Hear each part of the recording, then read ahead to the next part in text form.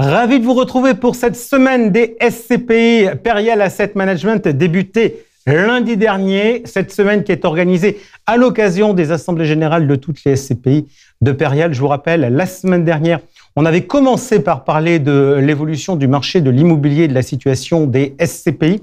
Vous pouvez revoir évidemment cette émission en replay.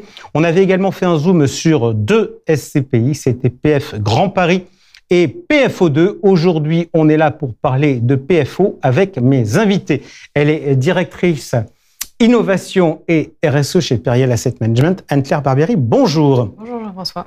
Elle est directrice commerciale et marketing chez Perial Asset Management. Laetitia Bernier, bonjour. Bonjour Jean-François. Et avec nous également Rémi Jusant, responsable Fund Management SCPI chez Perial Asset Management. Rémi, bonjour. Bonjour. Et également Loïc Hervé, directeur général délégué de Perial Asset Management. Bonjour. Bonjour Jean-François. Allez, on attaque tout de suite avec PFO, qui est né avant PFO2, même si en pratique, le 2 ne voulait pas du tout dire la même chose. Vous nous racontez l'histoire de cette SCPI, Laetitia ? Volontiers. Et PFO, c'est une SCPI qui a été créée, qui fête ses 25 ans cette année, qui les fêtera en fin d'année. Donc, elle a été créée en 98. Donc, créée en 1998. C'est pas un bon souvenir sur le marché immobilier, si donc, je effectivement, post-crise, PFO, le O pour opportunité, c'est une SCPI. Alors, c'est la SCPI de la gamme qu'on a le plus retravaillé aussi ces dernières années, qui devra atteindre 1 milliard d'euros de capitalisation en cours d'année, et qui aujourd'hui va saisir les opportunités sur le marché immobilier en France et en zone euro. Elle est aujourd'hui investie à près de 40% en dehors de France, en zone euro. Et son objectif, c'est d'aller saisir des opportunités géographiques, typologiques, pour servir une performance à l'associé qui, en 2022, s'élevait à 5,6%. Ok, opportunité. On va donc regarder ça. Et donc, je me tourne vers vous, tiens. Allez, Loïc. On va regarder la stratégie d'investissement de cette SCPI. En 2022 et 2023, qu'est-ce que vous avez acheté, où et pourquoi ? Alors, notre stratégie, c'est clairement d'avoir une diversification géographique et sectorielle. Donc, on est présent dans 8 pays potentiellement, 8 pays zone euro, autour de la France, et sectorielle, donc avec une exposition en bureau bien entendu, mais une exposition également sur d'autres classes d'actifs, comme l'hôtellerie, comme le résidentiel géré, comme les produits de santé ou comme le commerce. Nous avons donc acheté des commerces, nous avons acheté également des bureaux. Nous avons acheté tout récemment un hôtel en Espagne, proche de Barcelone, à Sitges, pour illustrer cette stratégie de diversification. Donc on est vraiment dans une volonté de diversification complète au sein de ce fonds. Ok. On est labellisé ISR, Anne-Claire, sur cette SCPI ? Absolument. PFO labellisé ISR début 2023. Donc c'est la dernière de la gamme à avoir été labellisée ? Absolument. On vise, encore une fois, d'avoir une gamme 100% labellisée ISR d'ici la fin 2023, mais effectivement, PFO est la dernière en date. Et comme les autres, il y a un socle commun de méthodologie et d'outils, et puis il y a une spécificité.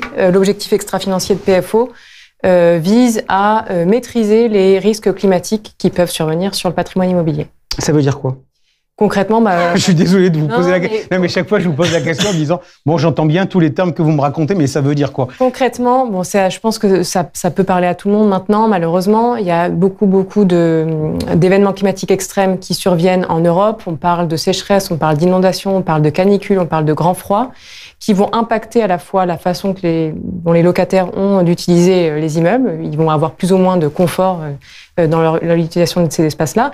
Et puis, ça peut impacter l'état physique du bâtiment.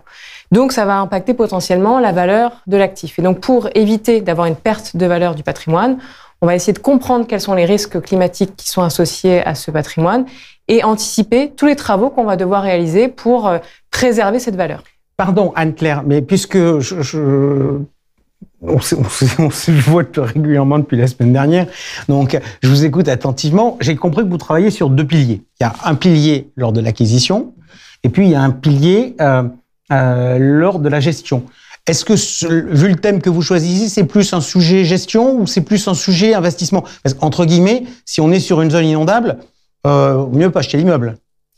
Alors effectivement, il y a toujours ces deux sujets. En acquisition, on évalue évidemment les risques climatiques associés à l'actif. On peut aussi, dans le cadre justement des analyses lors de l'acquisition, de prévoir ou d'anticiper ou de négocier en tout cas des montants de travaux avec le vendeur pour justement prévoir tous les travaux qu'on va devoir réaliser sur le patrimoine. Et puis une fois que l'actif est en gestion, c'est dire attention, vous property manager, vous exploitant de l'actif, voilà quels sont les risques qui sont associés, voilà comment vous devez anticiper ça, vous locataire idem, et puis ensuite nous comment on réalise et on anticipe ces travaux-là. Je rebondis, Loïc, sur ce que vient de dire Anne-Claire. Quand on a un actif qui n'est pas très bien en termes de RSE, on arrive à l'acheter moins cher ? Oui, alors on l'achète uniquement si on sait qu'on va le projeter correctement par rapport à nos critères. Et on arrive à créer de la valeur en le projetant ? Oui, clairement, parce que on peut effectivement avoir une opportunité, alors qu'on sait qu'on a le savoir-faire, effectivement, pour l'amener d'abord dans sa phase exploitation et dans une deuxième phase en termes de travaux de transformation à aller plus loin. Si on a le sentiment effectivement qu'on a eu une opportunité plus intéressante sur le marché et qu'en même temps il va correspondre à la stratégie à court moyen terme de ISR du fonds, on peut le faire. Donc effectivement, c'est une question d'opportunité. En fait, c'est la question de la valeur verte que vous posez qui est en train d'émerger globalement sur le marché. Qui dit que dans une phase de cession ou d'acquisition d'un actif immobilier, forcément, on a une discussion autour de ce sujet-là, de plus en plus. Et dans des fonds labellisés ESR comme ceux de Perial Asset Management, clairement, on a une discussion à l'entrée, on a une discussion à la sortie, une discussion tout au long du cycle. Et on voit bien également que les locataires eux-mêmes commencent, et ça c'est une nouveauté, et c'est plutôt un point positif, ça va dans le sens de la stratégie qu'on développe sur l'ensemble de nos fonds. Nos locataires sont de plus en plus sensibles à cette question-là et travaillent intelligemment avec nous pour faire progresser les actifs immobiliers. Rémi, je vais vers vous un peu pour essayer de repositionner cette SCPI dans notre ensemble. Parce que, en fait, quand on fait de la SCPI, on peut soit acheter un produit, puis on se limite à un produit en se disant, de toute manière, la logique d'une SCPI, c'est d'être diversifié. Soit on peut prendre plusieurs produits. Laetitia nous disait il y a de cela quelques instants, environ 1 milliard d'encours. J'ai écouté tous les échanges qu'on a pu avoir lors des émissions précédentes. Grand Paris, c'est un peu plus de 1 milliard d'encours, c'est presque 1,5 milliard. PFO2, c'est près de 3 milliards. En termes d'histoire, Grand Paris, c'était né il y a 55 ans. PFO2, c'était né en 2009. Là, on est donc sur quelque chose qui est entre les deux. Donc, deuxième en termes d'ancienneté, troisième en termes d'encours. Comment vous la positionneriez par rapport aux autres ? Alors, c'est une SCPI qui, comme le disaient Loïc et Laetitia, qui va vraiment aller chercher la diversification et typologique et géographique. Donc, on va vraiment aller chercher plutôt de la performance locative et donc du taux de rendement. Et c'est ça qui est important, c'est que cette SCPI, elle va offrir déjà une diversification donc à nos associés. Ceux qui veulent choisir qu'on diversifie pour eux, c'est vers PFO qu'ils vont se tourner. Parce que nous, côté fund management et investissement, on va vraiment aller chercher de l'hôtel en Espagne, comme on l'a vu avec CIGES, mais aussi on est sur un socle de bureaux français et européens. On va aussi aller chercher des commerce, etc. Donc, c'est vraiment le travail qui est fait par la société de gestion de diversifier, d'une part, le portefeuille des locataires, ça c'est le travail même d'une SCPI, mais aussi toutes les typologies et toutes les géographies qu'on peut trouver. Si on regarde en termes d'actifs, qu'est-ce qui fait la valeur d'un actif, qui fait qu'il rapporte plus qu'un autre, Loïc ? C'est l'emplacement, c'est la typologie, type le fait que ce soit un hôtel, un commerce par rapport à un bureau, pour essayer de comprendre comment vous allez chercher de la valeur. Vaste question. Le premier sujet, c'est l'emplacement. L'immobilier, c'est avant tout un emplacement, c'est un lieu, donc ça, c'est un point qui est totalement indéniable. Et l'emplacement, c'est quelque chose qui peut évoluer. On le voit bien en bureau, mais c'est valable sur d'autres classes d'actifs. Les cartes de transport évoluent, l'attractivité d'un territoire par rapport à un autre évolue. Donc, il faut savoir répondre à cette question-là. Ça, c'est le premier élément. Le deuxième sujet, c'est est-ce que l'immeuble est désirable et remplit une demande locative particulière ? Si oui, il doit être plein. Et en fait, le meilleur immeuble, à la fin de la journée, ce qui fait la valorisation, c'est bien celui qui est rempli. Pour qu'il soit rempli, il faut qu'il soit attractif. Donc, suivant les classes d'actifs qui correspondent parfaitement à ce que le preneur souhaite et l'utilisateur final souhaite également, parce qu'aujourd'hui, quelle que soit la classe d'actifs, l'utilisateur final, quelque part, a pris un petit peu le pouvoir sur le directeur immobilier. C'est-à-dire, c'est lui qui va dicter les normes, la façon dont on va aménager les locaux, la façon dont on va apporter des services au sein des immeubles.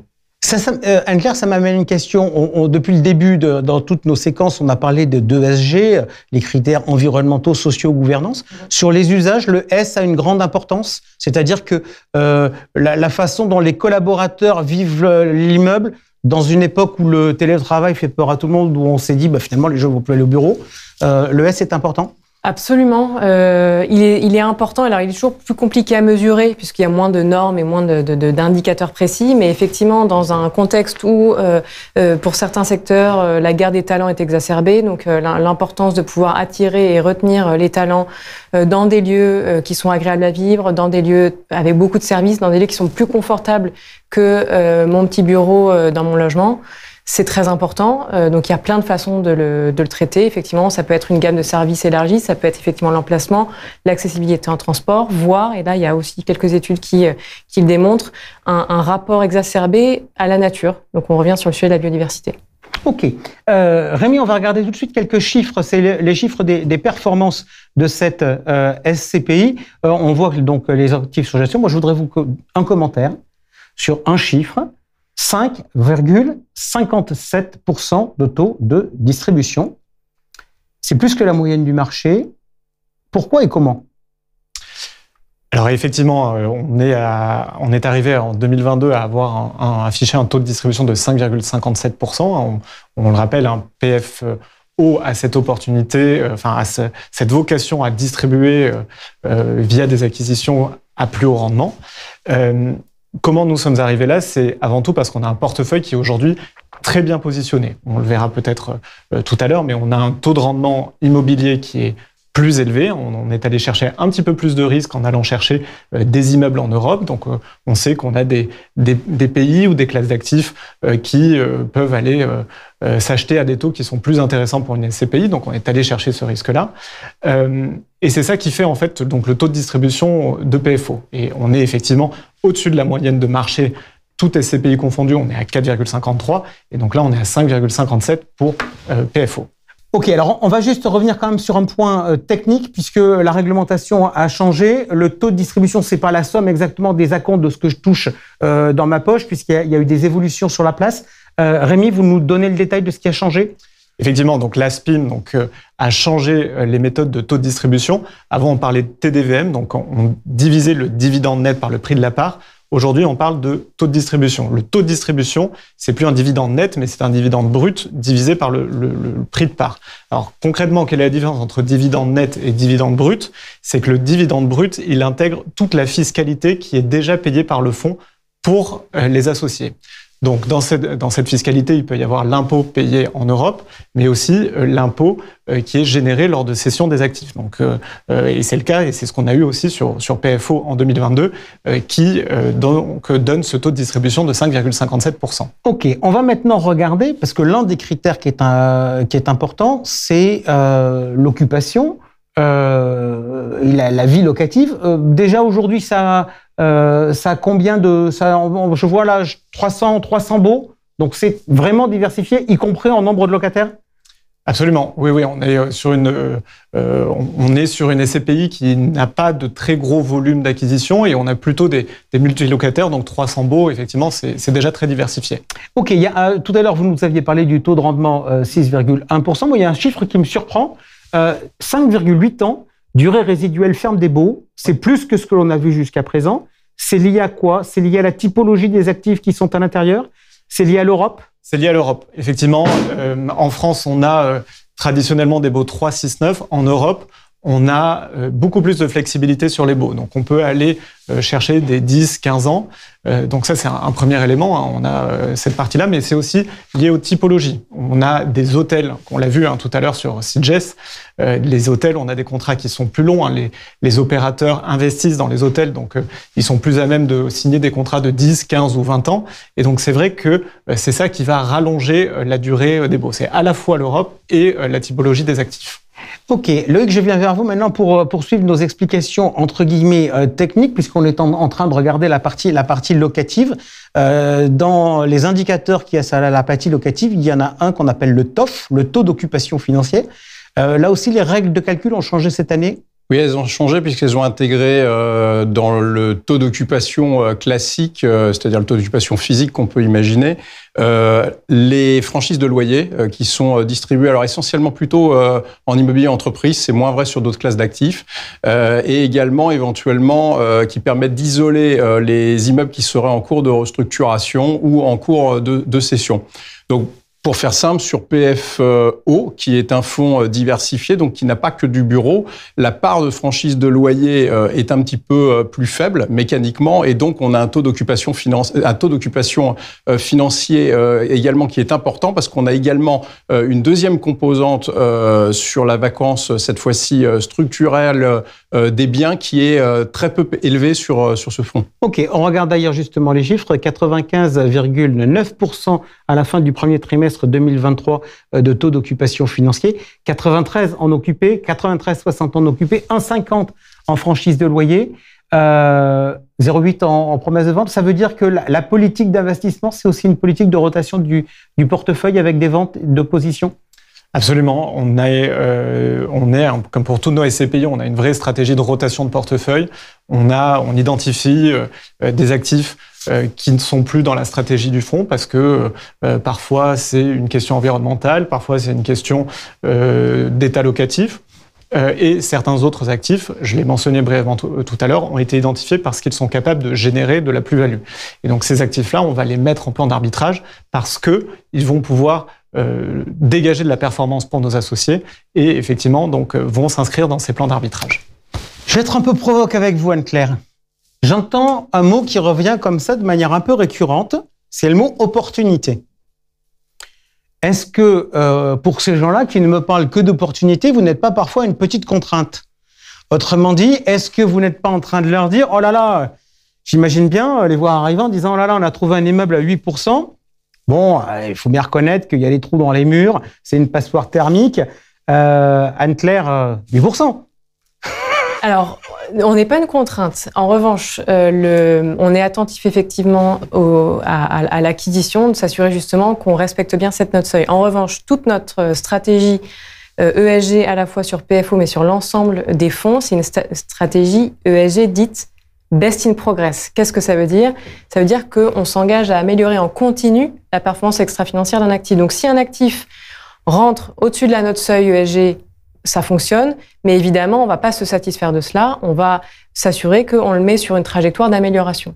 Et est-ce que, parce qu'on a beaucoup parlé de ça jusqu'à présent dans des SCPI qui étaient très largement orientés bureau, que ce soit Grand Paris ou que ce soit PFO2, est-ce que finalement les comportements avec les locataires sont les mêmes quand on a un périmètre d'activité plus large? Dit autrement, est-ce que en termes de RSE, on a les mêmes discours lorsqu'on parle au siège social d'une grande entreprise, ou est-ce qu'on parle ou un hôtel en Espagne, si je prends l'exemple de l'acquisition qui a été évoqué tout à l'heure? Alors non, c'est évidemment pas la même chose puisque l'activité n'est pas la même, les clients finaux ne sont pas les mêmes, et puis potentiellement les cadres réglementaires ou normatifs ne sont pas forcément les mêmes. Donc c'est à nous d'innover en continuant à instaurer un dialogue assez fort avec nos locataires, notamment sur ces typologies d'actifs, et potentiellement en mettant en place des cadres potentiellement similaires qui vont permettre de fluidifier le dialogue pour toujours améliorer la performance environnementale, notamment de l'actif. Laetitia, directrice commerciale et marketing. Question marketing.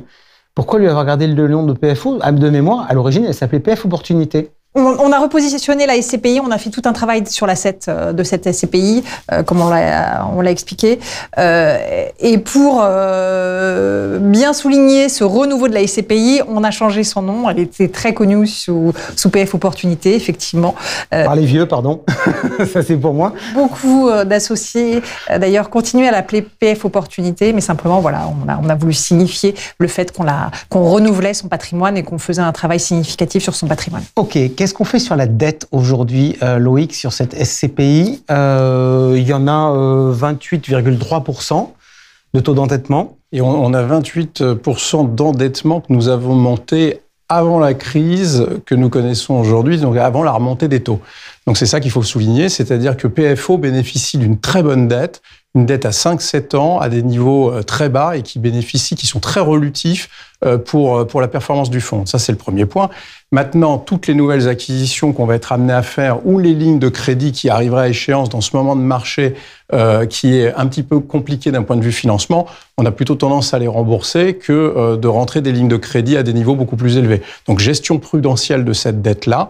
On continue à en bénéficier, mais pour l'année 2023, on ne va pas remonter des volumes de dette significatifs. On est plutôt dans une approche de réduction de dette aujourd'hui. Allez, question maintenant qui intéresse beaucoup les associés, c'est la valeur de part.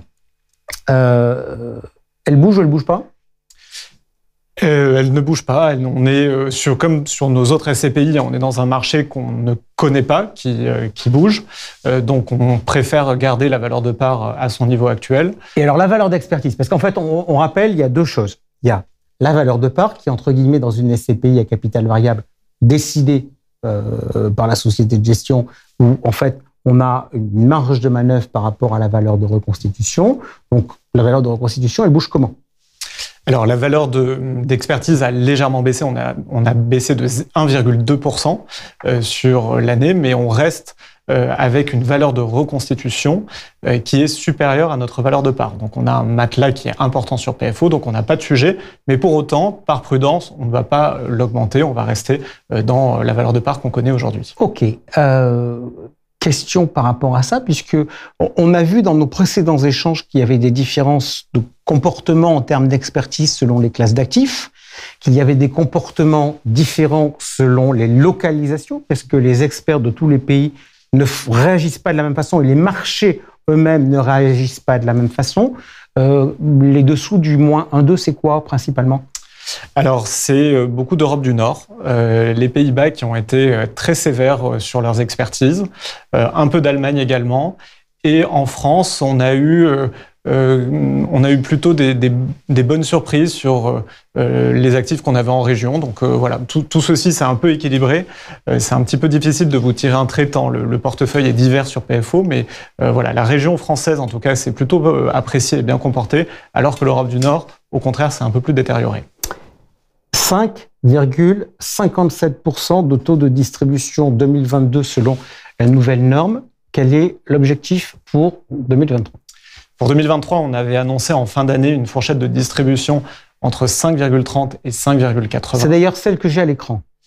Qu'on a récemment révisée. Donc vous avez un scoop pour nous là. Voilà, exactement. Alors si vous la révisez, vous allez me dire dans quel sens vous la révisez. Alors on l'a resserrée. On l'établit aujourd'hui entre 5,50 et 5,80. Attention toutefois, je précise que cette fourchette dépend du vote de nos associés lors de notre prochaine Assemblée générale quant à la distribution des plus-values qui ont été générées sur l'exercice précédent. OK. Je vous invite donc à voter. Donc, autrement dit, il y a une résolution en Assemblée générale pour permettre la distribution d'une plus-value qui a été réalisée. Exactement. En montant de la plus-value ? On est sur une plus-value nette de 19,4 millions d'euros. OK. Alors, puisqu'on est là et qu'on est de toute manière en fin d'émission et que j'ai pas pris beaucoup de questions, enfin, en tout cas, je vais être très honnête. J'en ai pris, mais sans le dire. Mais je vais prendre celle-là parce que celle-là, je l'avais notée. Elle était très spécifique. Ne serait-il pas envisageable de dématérialiser les convocations à l'Assemblée générale ainsi que l'envoi du rapport annuel dans la mesure où nous vous communiquons une adresse mail ? Loïc ?